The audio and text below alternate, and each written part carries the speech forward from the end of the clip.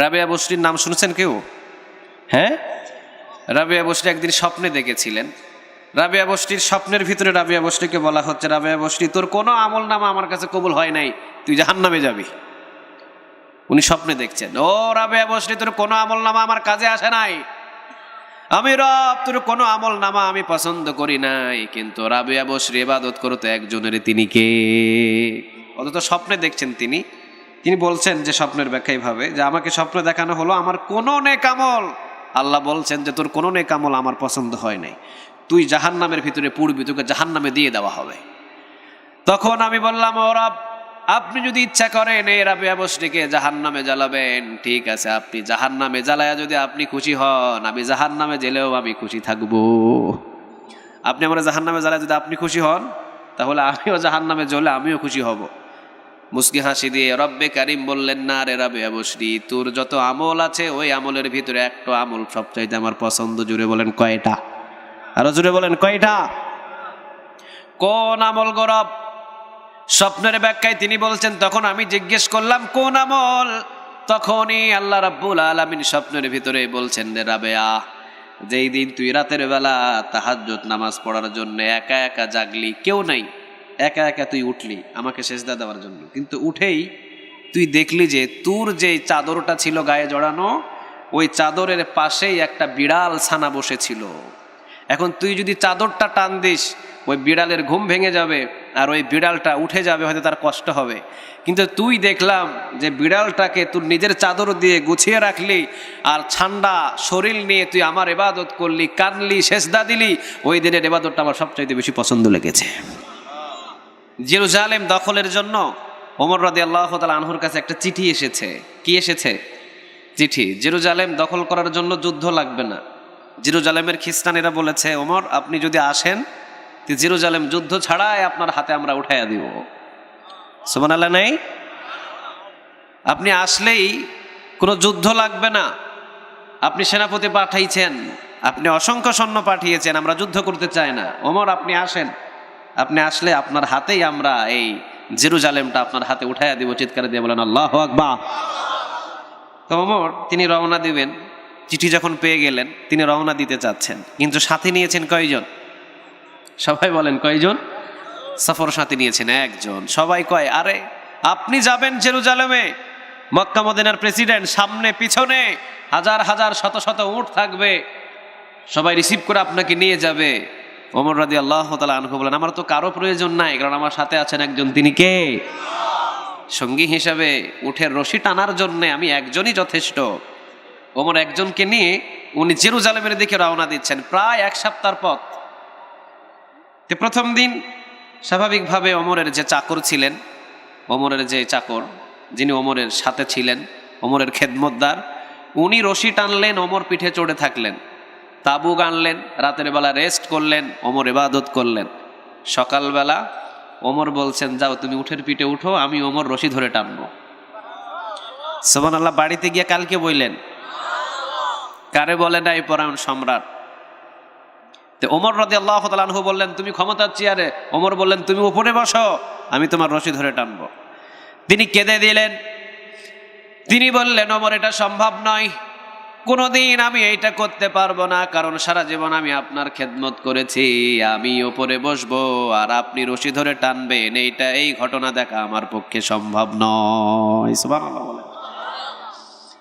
আমি সারা জীবন আপনার খেদমত করেছি, আমি তো গোলাম, গোলামের জাত। ওমর বলছেন, তুমি গোলামের জাত আর আমি ওমর কি? আমি ওমরও তো একজনের গোলাম, তিনি কে? আরে তুমি গোলাম, তা আমি কি? আমিও তো গোলাম। আরে আমি শুধু গোলাম নয়, রাসূল বলতেন, আল্লাহুম্মা ইন্নী আবদুক, আল্লাহ আমি আপনার গোলাম। আমার রাসূল যখন গোলাম বলে পরিচয় দিতেন, আমি ওমরদের কাছে কিছুই না, ঠিক কিনা? ওঠো মিয়া, তুমি উঠের পিঠে ওঠো, আমি টানবো, তুমি ওঠো। উঠাইয়া দিলেন জোর করে, আর ওমর রশি ধরে সারাদিন টানলেন। সুবহানাল্লাহ বলতে পারলেন না? কেমন সম্রাট রে ভাই, কেমন শাসক! 12.5 লক্ষ বর্গ মাইলের প্রেসিডেন্ট ছিলেন। ওনারে কি ওই উঠের রশি টানা লাগে? কথা বলেন, টানা লাগে না? টানা লাগে না। কিন্তু ওমর নিজেকে ছোট মনে করতেন, কারণ ওমরের একটা হিসাব নেওয়ার মালিক আছেন, তিনি কে? এমনি এমনি টানেন নাই। কিয়ামতের ময়দানে যদি আল্লাহ প্রশ্ন করতেন, ওমর প্রেসিডেন্ট হয়েছিলে ভালো কথা, কিন্তু প্রেসিডেন্ট হওয়ার পর তুমি একাই শুধু 7 দিন উটের পিঠে চড়লে, আর 7 দিন তুমি একজন মানুষকে দিয়ে উটের রশি টানালে। এই জন্য ওমর আমি তোমার উপরে নারাজ, আর আল্লাহ যদি নারাজ হয় ওই বান্দার আর কোনো জায়গায় স্থান নাই, ঠিক কি না? আল্লাহ যদি আপনার পক্ষে হয়ে যায় আর কিছু দরকার আছে? কিন্তু আল্লাহ নারাজ, পৃথিবীর সবাই আপনার পক্ষে, আল্লাহ আপনার পক্ষে নাই, মনে করবেন আপনার কিছুই নাই। ওমর বললেন ওঠো, সারাদিন রশি টানলেন ওমর। পরের দিন এইবার আবার যেই গোলামটাকে নিয়ে গেলেন ওই গোলাম টানলেন, পরের দিন আবার ওমর টানলেন, পরের দিন আবার গোলাম টানলেন, আবার ওমর টানলেন। একদিন ওমর টানে, একদিন গোলাম টানে। যেই দিন জেরুজালেমের ভিতরে ঢুকবেন ওই দিন হলো ওমরের রশি টানার পালা। নিজের গোলাম বললেন, ওমর অন্তত আজকের দিন আপনি আমার রশি টানার জন্য একটু সুযোগ করে দেন, কারণ আজকে জেরুজালেমে প্রবেশ করব, জেরুজালেমের অসংখ্য নেতা আপনাকে দেখবে। ওমর রাদিয়াল্লাহু তাআলা আনহু বললেন, দেখবে তাতে কি হয়েছে? তিনি বললেন, ওমর আপনারে দেখলে সবাই বলবে চাকর হলো উটের পিঠে, আর ওমর রশি টানে, এইটা দেখলে হয়তো বা অনেকেই অনেক কিছু মন্তব্য করতে পারে। ওমর বললেন, ক্ষমতার মালিক পৃথিবীর কেউ নয়, এই যেহেতু ক্ষমতার মালিক আল্লাহ, সম্মান দেওয়ার মালিকও পৃথিবীর কেউ নয়, সম্মান দেওয়ার মালিক একজন, তিনি কে? আরে রব তো সম্মান দেওয়ার মালিক, তুমি ভয় করো কেন? ওঠো মিয়া। ওঠালেন আর ওমর রশি টানছেন। হাজার হাজার শত শত মানুষ, সব খ্রিস্টানগুলো, জেরুজালেমের সমস্ত নেতাগুলো ফুলের মালা নিয়ে দাঁড়িয়ে আছে। ওমর রাদিয়াল্লাহু তাআলা আনহুকে সম্বর্ধনা দিবেন, লাল গোলাপের শুভেচ্ছা দিবেন, দাঁড়িয়ে আছেন। সবাই মনে করেছেন শত শত উট আসবে জেরুজালেমে, কিন্তু উট আইছে কয়টা? সবাই বলেন কয়টা? একটা। একজনের টানে আরেকজন উটের পিঠে, সবাই অবাক, হায় হায়, মনে করেছি শত শত মানুষ আসবে, কিন্তু এসেছে একজন। দৌড় দিয়ে সবাই উঠের পিঠে যে বসেছিল তার গলায় সবাই ফুলের মালা দেয়। লাফ দিয়ে নেমে বলছেন, আমার গলায় ফুলের মালা দিও না, আমি ওমর নই, ওই যে রশি ধরে যে দাঁড়িয়ে আছে ওইটাই হলো ওমর। সবাই দেখে অবাক। ওমরের ভিতরে বিন্দু পরিমাণ কোনো অহংকার নাই, বিন্দু পরিমাণ ওমর রাদিয়াল্লাহু তাআলা আনহুর ভিতরে কোনো অহংকার নাই। দিনদারিতা ছিল বেশি, ইবাদতগার ছিল বেশি। জেরুজালেমের নেতাগুলো দেখে অবাক হয়ে গেলেন, আর বললেন, যে নেতা গোলামরে উপরে উঠায় আর নেতা যখন রশি ধরে টানে ওই নেতার সাথেই থাকতে চাই। লা ইলাহা।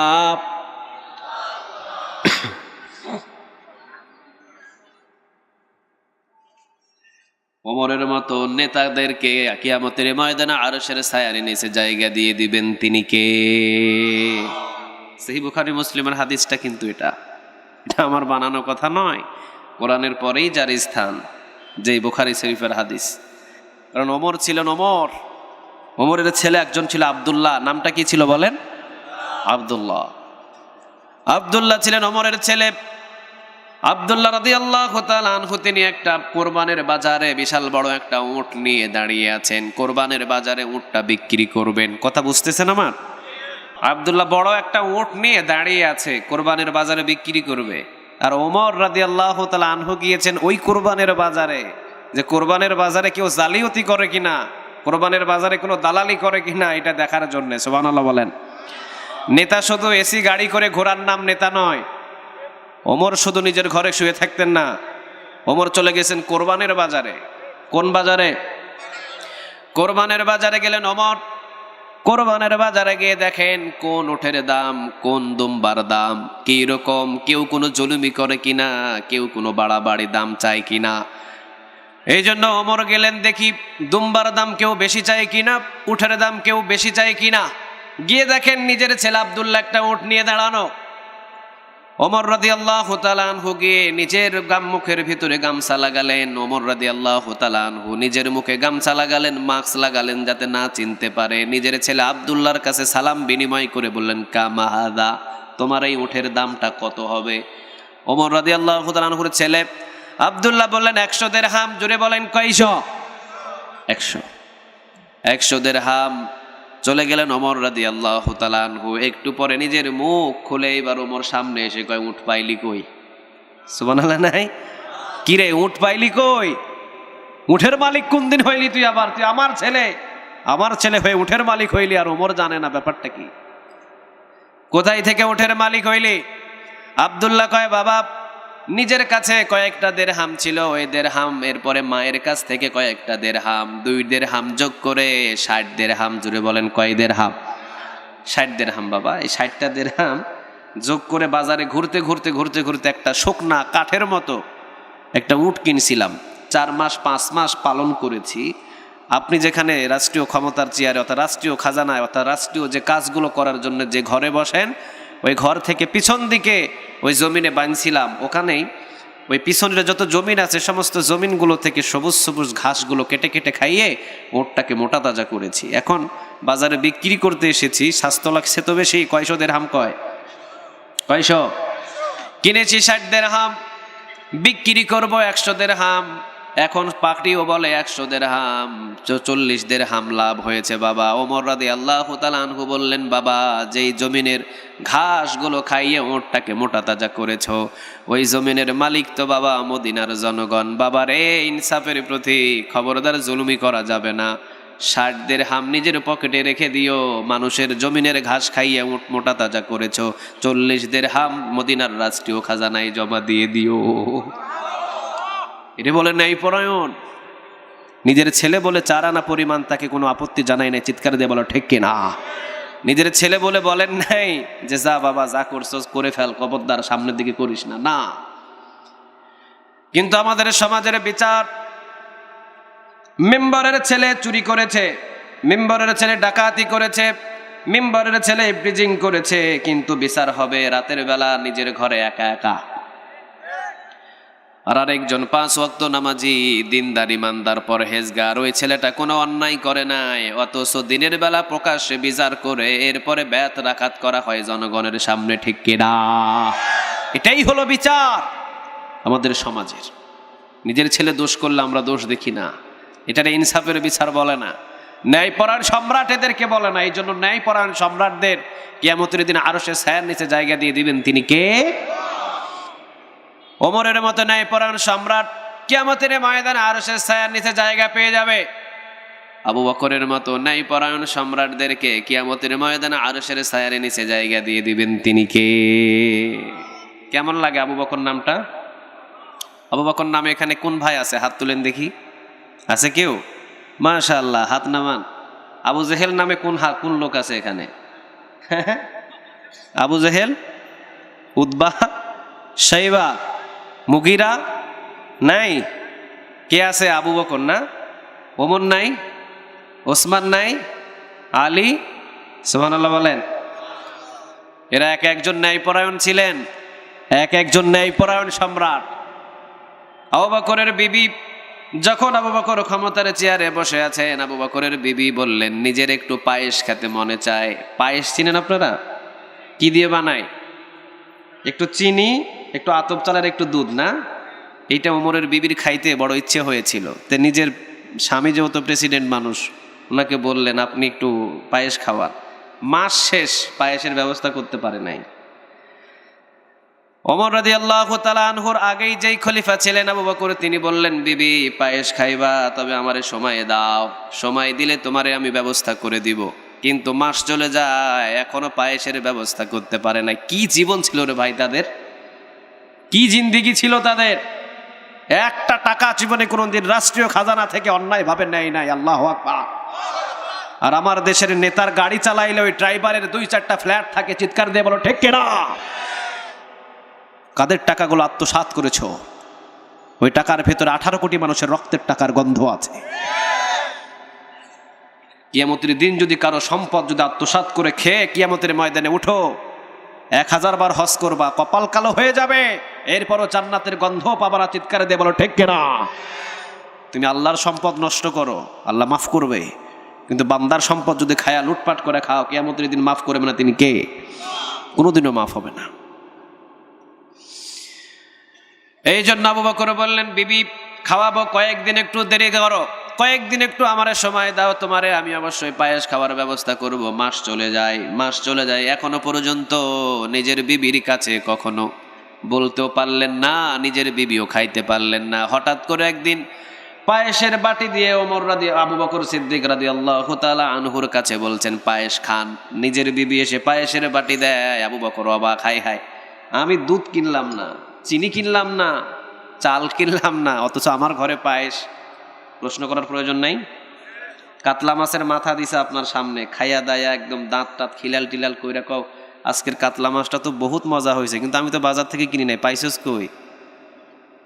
এবারে বিবি কইতেছে তোমার বড় পোলাটা অমর পুকুর থেকে রাতে 2টা বাজে চুরি করে আনছে। খাওয়ার পরে জিগানো দরকার না আগে? পরে না আগে? আরে আমি তো কিনি নাই এগুলো, কই পাইছো তুমি? একদিন জিজ্ঞাসা করলো, সামনে আর চুরি করা জিনিস আপনার দিতে পারবে না, চিৎকার দিয়ে বলেন ঠিক কিনা?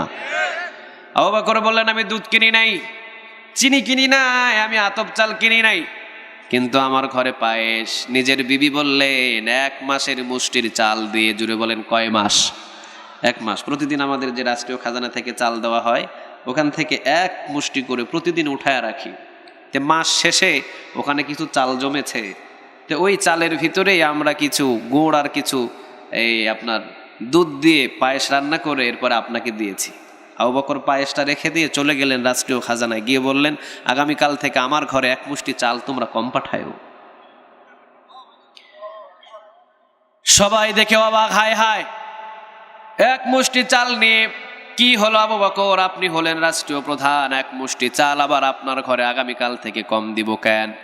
আবু বকর বললেন আমার ঘরে এ যাবৎ পর্যন্ত 1 মুষ্টি চাল বেশি গিয়েছে, আমার বিবি 1 মুষ্টি চাল ছাড়াও আমার সংসার চালাইতে পারে। ও 1 মুষ্টি চাল আমি নামা হয়, আমার জুলুমি হয়, এজন্য আমি রাষ্ট্রীয় খাজানা থেকে 1 মুষ্টি চাল আমি কমাইয়া দিলাম। আর আমরা খাইতে খাইতে টয়লেট খাই, টাঙ্কিও খাই।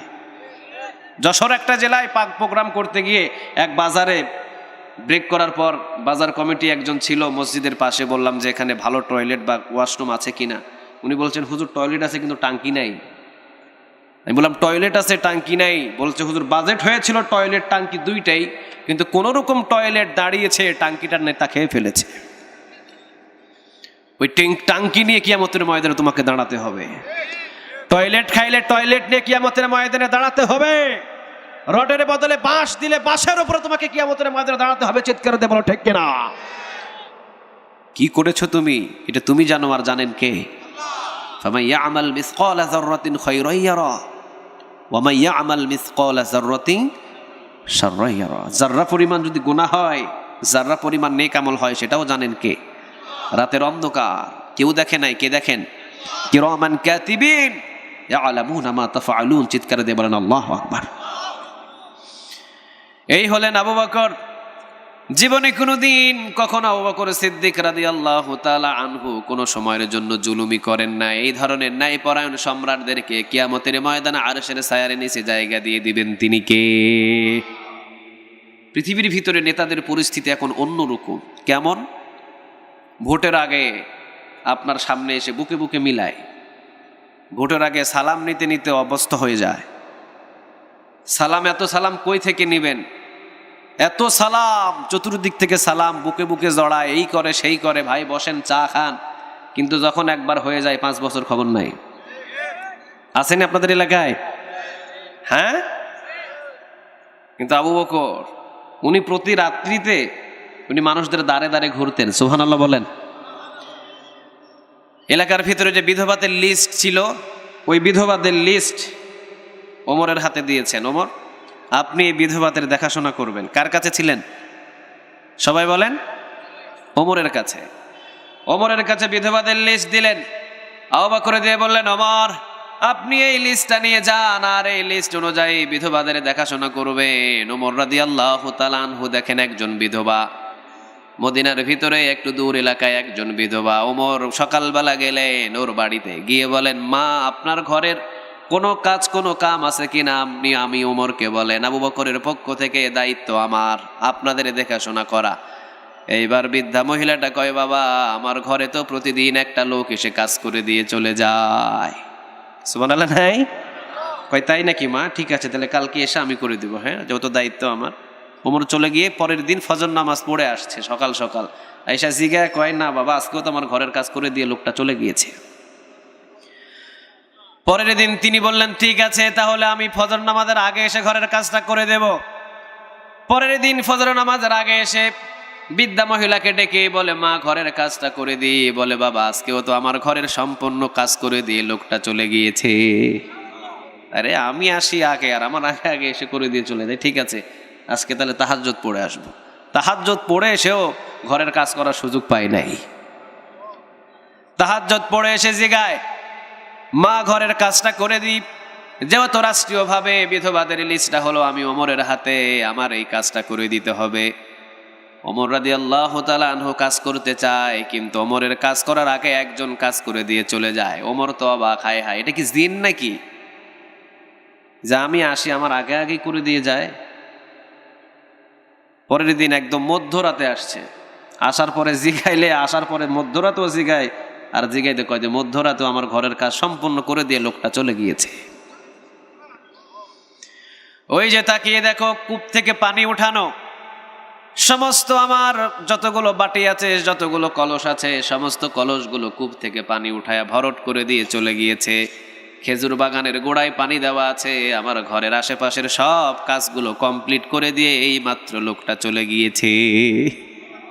ওমর বললেন, যেটা মনে হয় জিন হবে।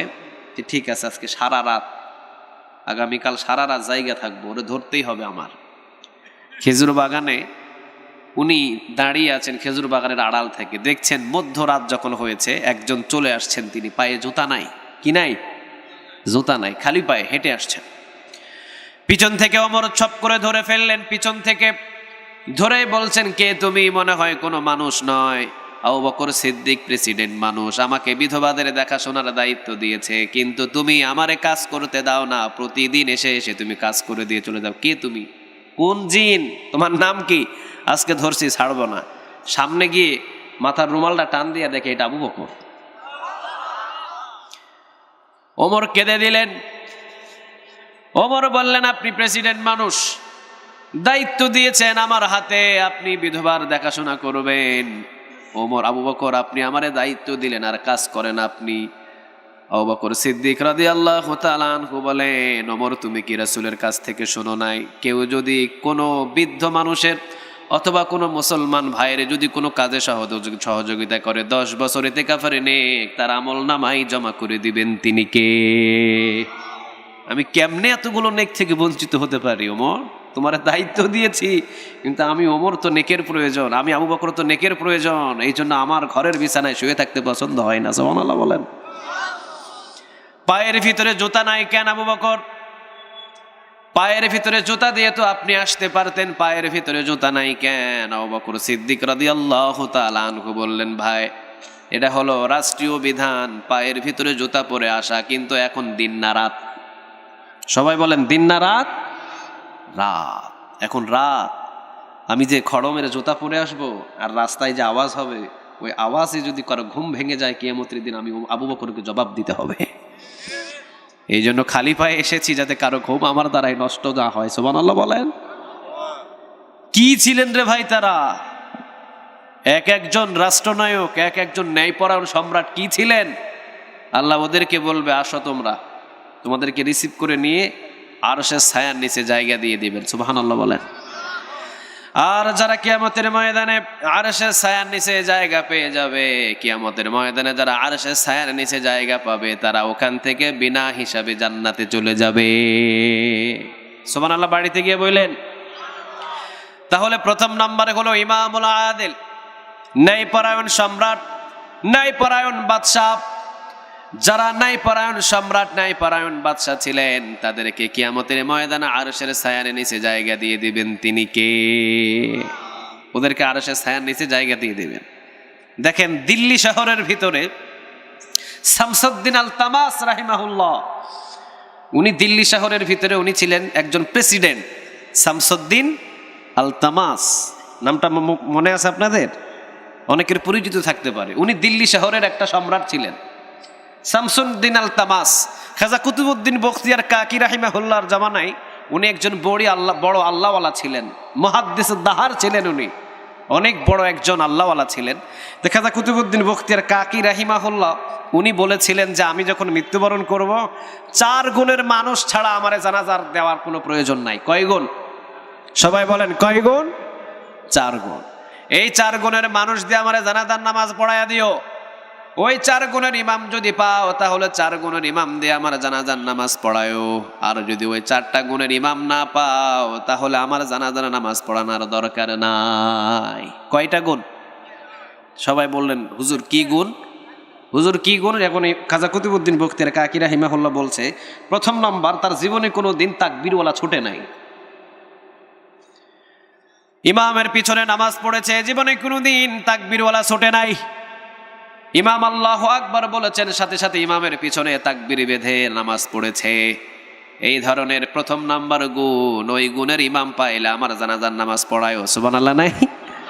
তাহলে জীবনে কোনোদিন কি ছুটে নাই? তাকবীরওয়ালা ছুটে নাই। দ্বিতীয় নাম্বার কি গুণ হুজুর?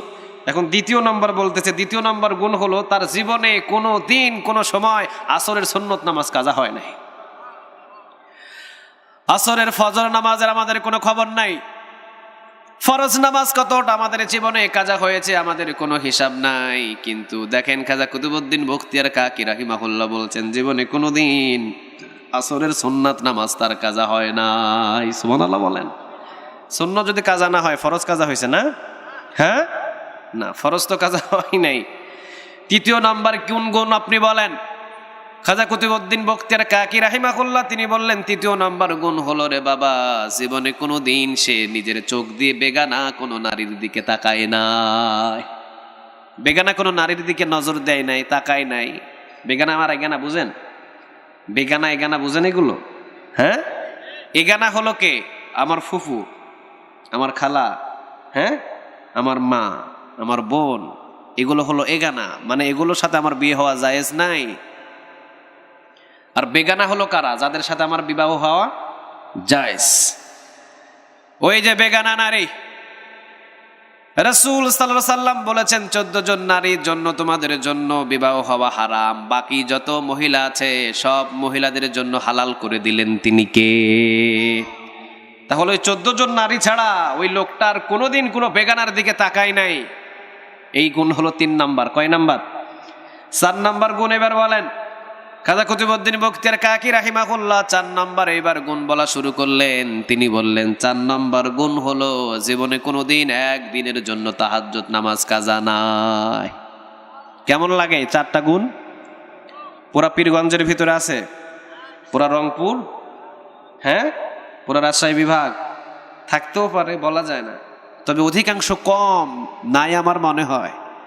চলে গেলেন, লম্বা ঘটনা। খাজা কুতুবউদ্দিন বখতিয়ার কাকি রাহিমাহুল্লাহ দুনিয়া থেকে আর নসিহত করলেন এই 4 গুণের মানুষ, ওই 4 গুণের মানুষ যদি সে পাও জানাজার নামাজ তারে দিয়ে পড়ায়ও। আর খাজা কুতুবউদ্দিন বখতিয়ার কাকির জানাজার নামাজের জন্য 4 গুণের ইমাম না পাইলে জানাজার নামাজ পড়ানোর দরকার নাই। খাজা কুতুবউদ্দিন বখতিয়ার কাকি রাহিমাহুল্লাহ চলে গেলেন দুনিয়া থেকে, বিদায় হয়ে গেলেন তিনি এই দুনিয়া থেকে। এরপরে সবাই যখন লাশটা হাজির করলো, লক্ষ লক্ষ হাজার হাজার মানুষ, কারণ অসংখ্য মানুষদের জানাজা দেখলে বোঝা যায় লোকটা জান্নাতি, ঠিক না ভাই? ঠিক। দেখেন আল্লামা শফি রাহিমাহুল্লাহ উনি দুনিয়া থেকে বিদায় হয়েছেন।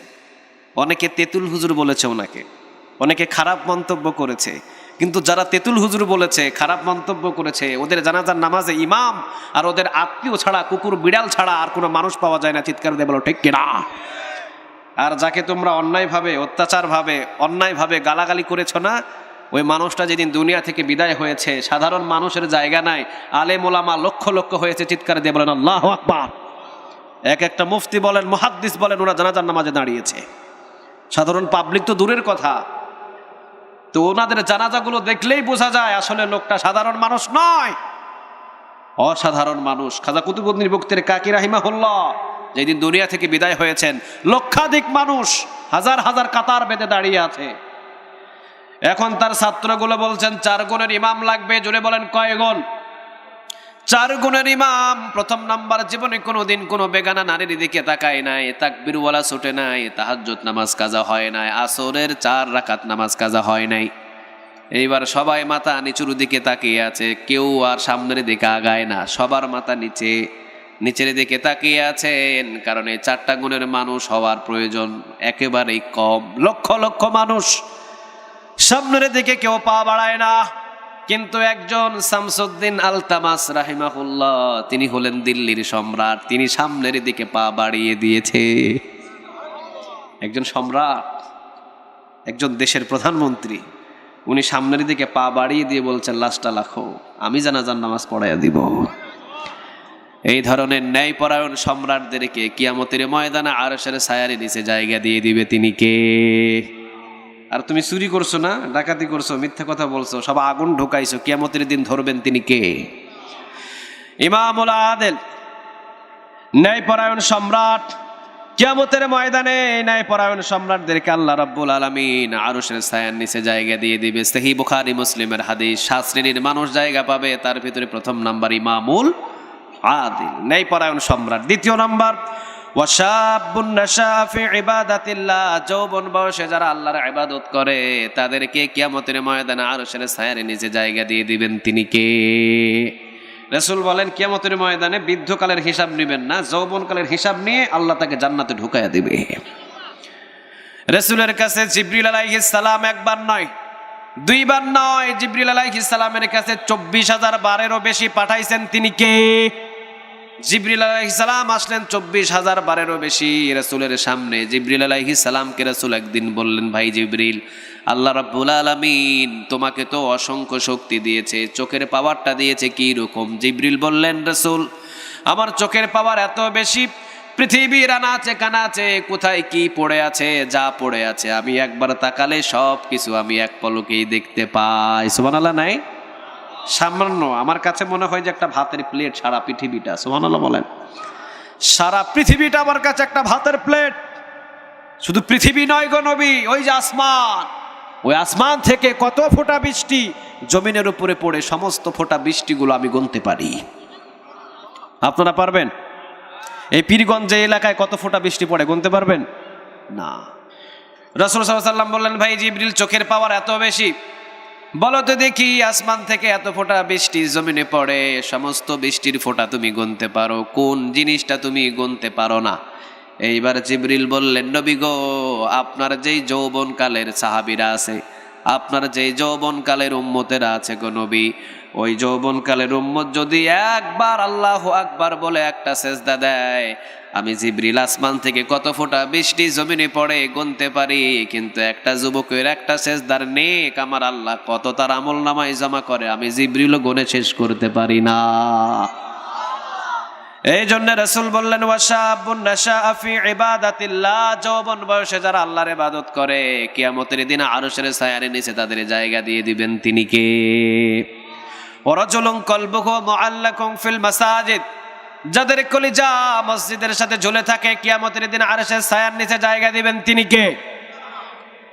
কিয়ামতের দিন আরশের ছায়ার নিচে তাদের জায়গা দেওয়া হবে যাদের কলিজাটা মসজিদের সাথে ঝুলিয়ে রাখে। সুবহানাল্লাহ বলবেন না?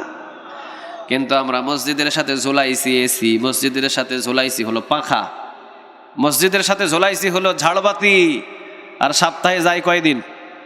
একদিন। কিন্তু এসি ঝুলিয়েছি পাখা, ঝুলিয়েছি দামি দামি ঝাড়বাতি, রং বেরঙের টাইলস লাগিয়েছি মসজিদে, কিন্তু যাই না আমরা। কিন্তু রাসূল বলেছেন, আরে টাইলসের প্রয়োজন নাই, পাখার প্রয়োজন নাই, এসির প্রয়োজন নাই, কলিজাটাকে মসজিদের সাথে ঝুলিয়ে রাখো, কিয়ামতের দিন আরশের ছায়ার নিচে জায়গা দিয়ে দিবেন তিনি কে? কিভাবে ঝোলাবেন? ফজর নামাজ পড়লেন, যখন নামাজে কখন মসজিদে যাবেন টান থাকবে, আবার যখন জোহর পড়ে আবার যখন বাড়ি আসলেন আসর নামাজে কখন যাবেন আবার টান থাকবে, আসর পড়েছেন আবার মাগরিব কখন ঢুকবেন টান থাকবে। আবার অনেক মুসল্লি দেখবেন মাগরিবে ঢুকে এশা না পড়ে বাহির হয় না, ঠিক না? ঠিক, অসংখ্য আছে। এই জন্য ওয়ারাজুলুন কলবুহু মুআল্লাকুন ফিল মাসাজিদ, রাসূল বলেন কিয়ামতের ময়দানে আরশের ছায়ার নিচে 7 শ্রেণীর মানুষদেরকে যাদের জায়গা দেওয়া হবে, তাদের একটা শ্রেণী হলো যাদের কলিজাটা মসজিদের সাথে ঝুলিয়ে রাখে, তাদেরকে আরশের ছায়ার নিচে জায়গা দিয়ে দিবেন তিনি কে? এটা মানা যাবে না? মানা যাবে? আজ থেকে মানবো তো ইনশাআল্লাহ। হাব্বুল বিলাদি ইলাল্লাহি মাসাজিদুহা ওয়া বাগাদুল বিলাদি ইলাল্লাহি আসওয়াকুহা, কিন্তু আমরা বাজারটাকে সবচাইতে বেশি প্রাধান্য দিই। রাসূল বলেন বাজার হলো সবচাইতে খারাপ জায়গা, আর সবচাইতে উত্তম জায়গা হলো মসজিদ। সুবহানাল্লাহ বলেন। ইন্নাল মাসাজিদ আল্লাহ, মসজিদটা কার ঘর? সবাই বলেন ঘরটা কার? আল্লাহর। ওয়ারাজুলানি তাহাব্বা ফিল্লাহি ইজতামা আলাইহি ওয়া তাফাররাকা আলাইহি। আল্লাহ রাব্বুল আলামিনের রাসূল বলেন আল্লাহর জন্য একে অপরকে ভালোবাসে, আবার আল্লাহর জন্য একে অপরকে ঘৃণা করে। ওই প্রকারের লোকটাকে কিয়ামতের দিন আরশের ছায়ার নিচে জায়গা দিয়ে দিবেন তিনি কে? ওয়ারাজুলুন দাআতু যাতু মানসাবি ওয়া জামালিন ফাকালা ইন্নী আখাফুল্লাহ। সুন্দরী নারী অফার দেয়, কিন্তু সে বলে ইন্নী আখাফুল্লাহ, ভয় করি একজন রে। তিনি কে?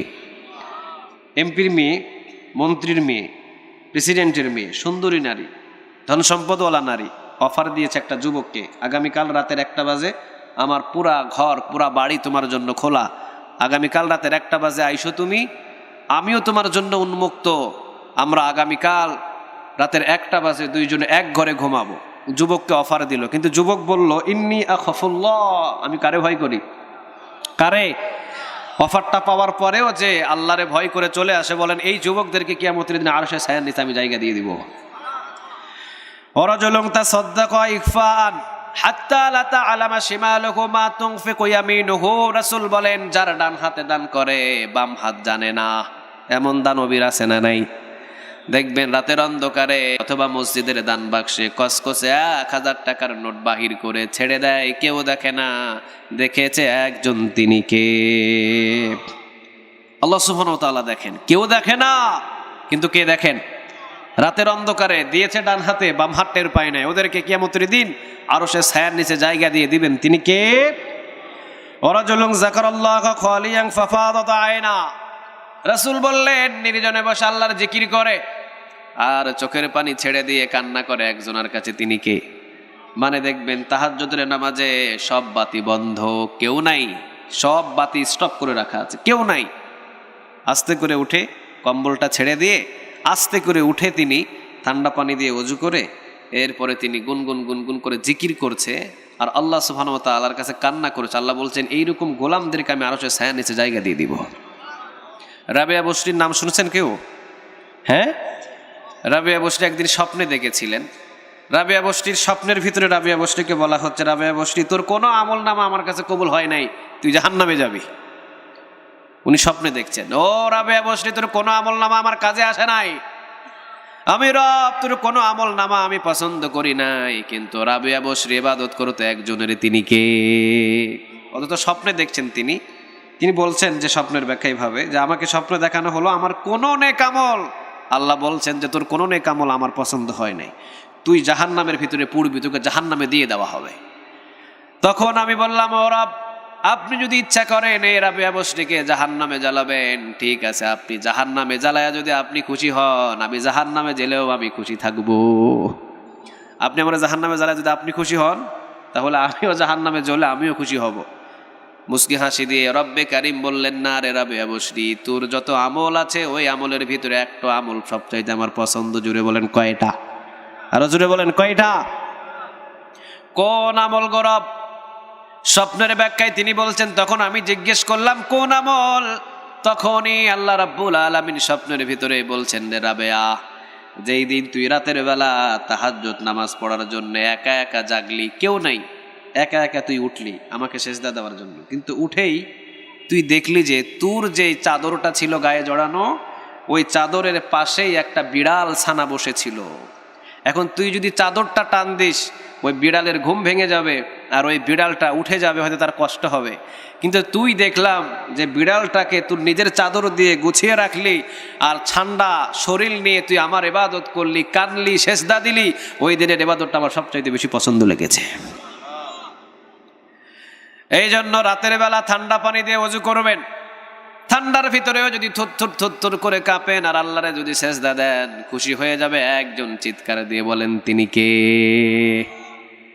এই জন্যে রাতের অন্ধকারে যদি আল্লাহর জিকির করেন একা একা, যদি আল্লাহর কাছে কান্না করেন, এই ধরনের ব্যক্তিকে আরশের ছায়ার নিচে জায়গা দিবেন, তিনি কে? কয় শ্রেণী পাইলাম? সবাই বলেন কয় শ্রেণী? 7 শ্রেণী। এই 7 শ্রেণীদেরকে কিয়ামতের ময়দানে আল্লাহ বিনা হিসাবে ওই আরশের ছায়া থেকে জান্নাতে নিয়ে যাবে। চিৎকার দিয়ে বলেন আল্লাহু আকবার। আল্লাহ সুবহানাহু ওয়া তাআলা যেন আমাদের সবাইকে 7 শ্রেণীর ভিতরে যে কোনো একটা শ্রেণী মানার তৌফিক দান করেন, আমরা বলি আমিন। আরো জোরে চিৎকার দিয়ে বলেন আমিন। প্রশ্ন হলো, জন্মবার্ষিকী ও মৃত্যুবার্ষিকী পালন করা যাবে কি? জন্মবার্ষিকীর জন্য কোনো ধরনের ওই যে কেক কাটা অথবা ডেকসেট বাজানো এই সেই করে, এগুলো হারাম, প্রয়োজন নাই। জন্মবার্ষিকী যদি পালন করেন তাহলে ওই দিনে রোজা থাকবেন। কি থাকবেন? রোজা থাকবেন। কারণ রাসূল সাল্লাল্লাহু আলাইহি ওয়াসাল্লাম রোজা থাকতেন সোমবারে। মাঝে মাঝে প্রশ্ন করা হতো, রাসূল বলতেন, আমি এই দিনে জন্ম নিয়েছি তো এই জন্য শুকরিয়া স্বরূপ রোজা রাখি। কার?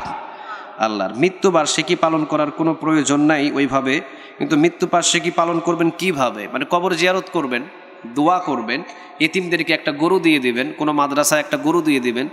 কিন্তু ওই যে চল্লিশা কিছু কিছু বিষয়গুলো আছে না, এইগুলো কখনো করা যাবে না। এমনিতে আপনি চল্লিশার নিয়মধারা ইসলামে নাই, কিন্তু আপনি চল্লিশার নিয়মধারা ইসলামে নাই বললে এটা আবার অন্যদিকে চলে যায় যে হুজুর তাহলে কি আমার বাবার জন্য কাউরেই খাওয়াবো না? না, খাওয়াতে নিষেধ নাই। আপনি চল্লিশার দিনে 5টা গরু জবাই করবেন তো, আপনি চল্লিশা বাদ দিয়ে 1000 গরু 1000 মাদ্রাসা দিয়ে দেন, খুশি হয়ে যাবেন। তিনি কে? কিন্তু ওই যে দিন নির্ধারিত করে যে কাজটা করা, এটা রাসূল কোনো সাহাবী করে নাই। কিন্তু আপনি 1000 গরু খাওয়ান আপনার বাবার জন্য, আপনি 2000 গরু মাদ্রাসায় দিয়ে দেন, সারা বছর এতিম বাচ্চারা খেয়ে খেয়ে আপনার বাবার জন্য দোয়া করবে। খাওয়ান, কিন্তু ওই যে দিন তারিখ 40 করতেই হবে। আমার মা বোনেরা কিছু আছে না, কই এই দিনে পিঠা টিঠা না পাঠাইলে অমঙ্গল হবে, এই হবে সেই হবে না, এগুলো দিন তারিখ কখনো নির্ধারিত নাই। এইভাবে দিন তারিখ নির্ধারিত করে কখনো ওই বিষয়গুলো করবেন। আর মৃত্যুবার্ষিকী বলতে হ্যাঁ দোয়া করবেন, সবসময়ের জন্য তাদের জন্য দোয়া করবেন।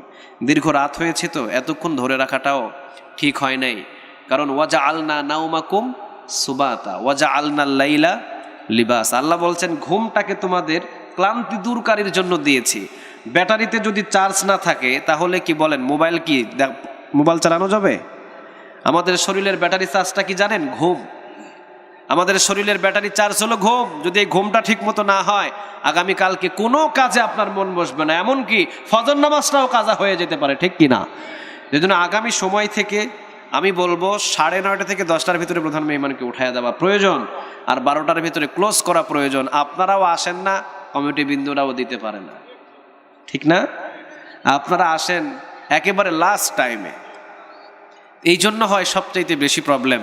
আর এই যে কোরআনের মাহফিলটা সাজাইতে এই যে বাতিগুলো দেখছেন এত সুন্দর করে সাজিয়েছে, টাকা খরচ হয় নাই? টাকা খরচ হয় নাই? প্রতিটা মাহফিল কমিটি একটা আশায় থাকে আপনারা আসবেন, আগে কিছু দিয়ে যাবেন। আর দিলে হয়তো তো এইটার ওসিলায়, মাহফিলের ওসিলায় তাদের মাদ্রাসা এবং তাদের যত খরচ হয়েছে খরচ তুলে এরপরে তারা চলতে পারবে কিছুটা মাদ্রাসার জন্য, এই আশাই তো থাকে। আপনারা নিয়ত করবেন আগামী যত মাহফিল হবে সব মাহফিল এশার নামাজ পড়ে বসার চেষ্টা করব ইনশাআল্লাহ। আল্লাহ আমাদের সবাইকে কবুল করুক, আমরা বলি আমিন।